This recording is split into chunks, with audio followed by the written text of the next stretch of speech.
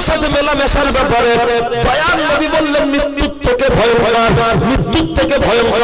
আজকের বহু বাড়ির বউরা দেওরের সাথে লটঘট চলছে, কেউ বাচ্চার বাপের বন্ধুর সাথে লটঘট চলছে, স্বামীর বন্ধুর সাথে লটঘট চলছে।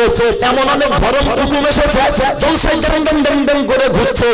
পাড়া ও পাড়া থেকে কিছু যুবক নায়কের মতো ড্রেস করে ঘুরছে। লক্ষ্য রাখবেন, আমি ওই যে বাচ্চা পেটে আছে ওই কথাটা বলছি, শুধু কথাটা একটু মাঝখানে রিপিট করে দিই। বলুন বলুন বলুন, আপনার বাড়িতে আপনি মাছ কিনেছেন, মাছ আপনার স্ত্রী মাছটাকে রান্নাঘরে রেখেছে, আপনার ছেলে সাদ্দাম বসে ভাত খাচ্ছে, মা রান্নাঘরের পাশে কলে হাড়ি বাসন মাজছে। হঠাৎ একটা বিদেশি মেহমান চলে আসলো, এসেই বলছে ম্যাও ম্যাও। আপনার স্ত্রী আমার মা কি বলবে? লোকজনকে ডেকে ডেকে বললেন, ও পাড়া ভাইয়েরা, তোমাদের আমানত আমার কাছে যা আছে তোমরা চলে এসো, তোমাদের নামের তালিকা দেখে আমি ফিরিয়ে দেব। গ্রামের সমস্ত মানুষ চলে আসলো। আমি শর্ট করে বলছি, তার কারণ হলো 8টায় ছাড়বো, আবার মধ্যম গ্রাম যাব, সময় নির্দিষ্ট। আর সবাই আগে চিবিয়ে খেত, এখন কি আর চিবিয়ে খায়? গ্লাসে ঠেকিয়ে দিচ্ছে, হলাবে চলে যাচ্ছে চেম্বারে। আমিও চিবাতে দেবো না, গ্লাসে দিচ্ছি, খেলে। লক্ষ্য করলে দেখতে পাওয়া যায় পাড়ার মানুষের সোনা দানা টাকা পয়সা সব বুঝিয়ে দিয়ে দিল। ছোট ছোট বাচ্চা তাদের চেহারার দিকে তাকিয়ে বলছে, আব্বা শেষবারের মতো আমাকে দেখে নাও, আমি আর বাঁচবো না। তোমরা আব্বাকে আর আব্বা বলে দেখতে পারবে না, আমার চেহারার দিকে একবার দেখে নাও। ছোট ছোট বাচ্চা আব্বাকে জড়িয়ে ধরে কাঁদছে। স্ত্রীকে ডেকে বলছে, আমার স্ত্রী গো চলে এসো, চলে এসো, জীবনের শেষবারের মতো আমাকে দেখে নাও।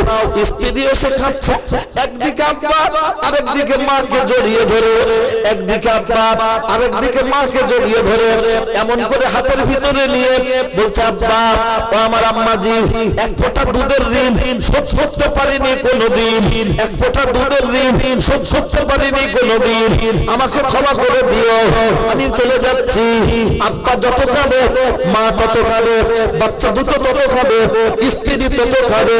চিল্লে চিল্লে বলছো, আমার আব্বা মা, ও আমার কলিজার টুকরা সন্তান, ও আমার স্ত্রী, তোমরা আমাকে আটকিয়ে রেখো না। ওদিকে যেতে দেরি হয়ে যাচ্ছে, আমার যেতে দেরি হয়ে যাচ্ছে, না জানি ওই ব্যক্তিটার গলায় যদি তলোয়ার চলে যায়, আমাকে তোমরা ছেড়ে দাও, আমাকে তোমরা ছেড়ে দাও। যত হোক একটা মায়া ছাড়তে চাইছে না, খুব জোর করে আচড়া খামচা করে বেরিয়ে যেতে চাইছে, একদম ঘোড়ার মতো দৌড়াচ্ছে, পৌঁছাতে দেরি হয়ে যেতে পারে।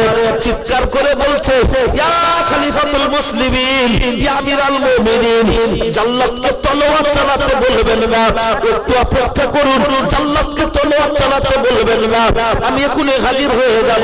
হযরত ওমর বললেন, ও জাল্লাদ তলোয়ার চালাবে না, চালাবে না, একটু অপেক্ষা করো, আমার কানে কেমন যেন একটা আওয়াজ চলে আসছে, একটু অপেক্ষা করো, আমার কানে একটা আওয়াজ চলে আসছে। জাল্লাদ তলোয়ার নিয়ে দাঁড়িয়ে আছে, আর বীর বিক্রম গতিতে দৌড়াতে ওমরের রাজদরবারে হাজির হয়ে বললেন, লাব্বাই লাব্বাই লাব্বাই। গোটা এলাকার মানুষ তাকিয়ে রয়েছে, এমন বান্দা কি করে হতে পারে? গর্দান কাটানোর জন্য দৌড়ে দৌড়ে চলে আসছে, গর্দান কাটানোর জন্য দৌড়ে দৌড়ে চলে আসছে। এসেছে যখন চেহারার দিকে তাকিয়ে দেখা যাচ্ছে খুব ব্যস্ত হয়ে এসেছে। হযরত ওমর জিজ্ঞাসা করছে, তোমার দেরি হলো কেন? যখন গুছিয়ে গুছিয়ে গ্রামের মানুষের আবদারগুলো বলছে, ছোট ছোট দুটো বাচ্চার কথা যখন বলছে, যত মানুষ ছিল সবাই ডুগরে ডুগরে খাচ্ছে, ডুগরে ডুগরে খাচ্ছে, আব্বা মা ছাড়ছে না, এই কথাটা যখন বলছে ডুগরে ডুগরে খাচ্ছে। যাদের বাপ মারা গেছে তারা দু ভাই উঠে দাঁড়িয়ে বললেন, ইয়া খলিফাতুল মুসলিমিন, ইয়া আমিরাল মুমিনিন, ইয়া খলিফাতুল মুসলিমিন, আমরা আমার আব্বাকে হারিয়ে ফেলেছি, এতে আমাদের আর দুঃখ নাই, এমন একটা আল্লাহর সত্যবাদী বান্দা পেয়েছি, আমরা তাকে হারাতে চাই না, আমার আব্বার পক্ষ থেকে তাকে আমরা ক্ষমা করে দিলাম। একবার জুড়ে বলুন সুবহানাল্লাহ। ও ছেলেরা, নওজোয়ান যুবকেরা, লক্ষ্য করলে দেখতে পাওয়া যায় যারা সত্য আপনার ঈদের নামের পাশেই তো আপনার এরকম ব্যক্তি যারা কতটা সত্যবাদী, জীবন যায় যাবে আপনার অন্যায়ের কাছে মাথা নত করবে না, মাথা নত করবে না। কিন্তু আমরা আজকের অন্যায়ের কাছে মাথা নত করে বলছি বছরে একবার দুবার জলসা, একটু দোকান বসতে কি হয়েছে।